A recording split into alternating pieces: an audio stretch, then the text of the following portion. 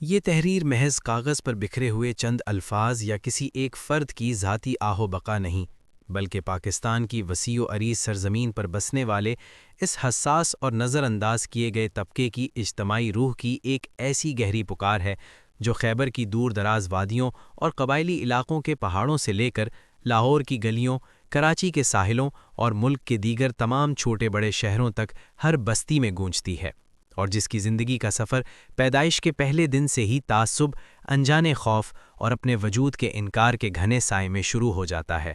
کیونکہ میری عمر ابھی محض 9 یا 10 برس ہی تھی جب شعور کی پہلی دہلیز پر قدم رکھتے ہی مجھے شدت سے یہ احساس ہوا کہ میری روح کا موسم اس گھر میں بسنے والے باقی بچوں جیسا نہیں ہے، اور یہ وہ وقت تھا جب اچانک میرے ارد گرد کا مانوس ماحول میرے لیے اجنبی ہو گیا اور میرا اپنا وجود ہی میرے اپنوں کے لیے ایک سوالیہ نشان بن گیا۔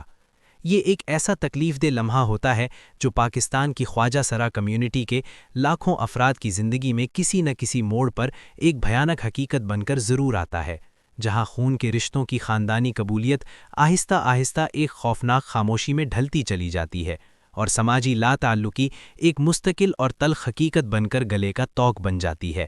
میں تمہیں بار بار آوازیں دیتا رہا اور تمہیں پکار پکار کر اپنے اندر چھپے خوف اور تنہائی کا اظہار کرتا رہا، مگر تم سماج کے ڈر سے ایک کونے میں سہم کر خاموش کھڑی رہیں۔ حالانکہ تمہاری آنکھوں سے مسلسل بہتے ہوئے وہ گرم آنسو اس بات کی سب سے بڑی گواہی تھے کہ تمہارے دل میں ممتا کا درد بھی تھا اور میرے لیے بے پناہ محبت بھی تھی، مگر ہائے افسوس کہ حالات کی سختی، فرسودہ روایتیں اور سماجی دباؤ کی زنجیریں اتنی مضبوط تھیں کہ تمہاری زبان نے میرا ساتھ چھوڑ دیا تھا، اور تم ممتا کے جذبوں کے باوجود بے بس تھیں، کیونکہ ہم ایک ایسے معاشرے میں سانس لے رہے ہیں جہاں خواجہ سرا افراد کی ایک بڑی اکثریت کو روزانہ کی بنیاد پر شدید ذہنی اذیت، جسمانی سختی اور مسلسل تضحیک آمیز رویوں کا سامنا کرنا پڑتا ہے۔ اور یہ رویے بدقسمتی سے کسی ایک گھر یا خاندان تک محدود نہیں، بلکہ یہ اس صدیوں پرانے فرسودہ نظام کی باقیات ہیں جس کی جڑیں برطانوی نو آبادیاتی دور کے کالے قوانین اور اس کے بعد کی غلط سماجی تشریحات میں اتنی گہرائی تک پیوست ہیں کہ جو آج بھی مختلف شکلوں میں ہمارے تعاقب میں زندہ ہیں۔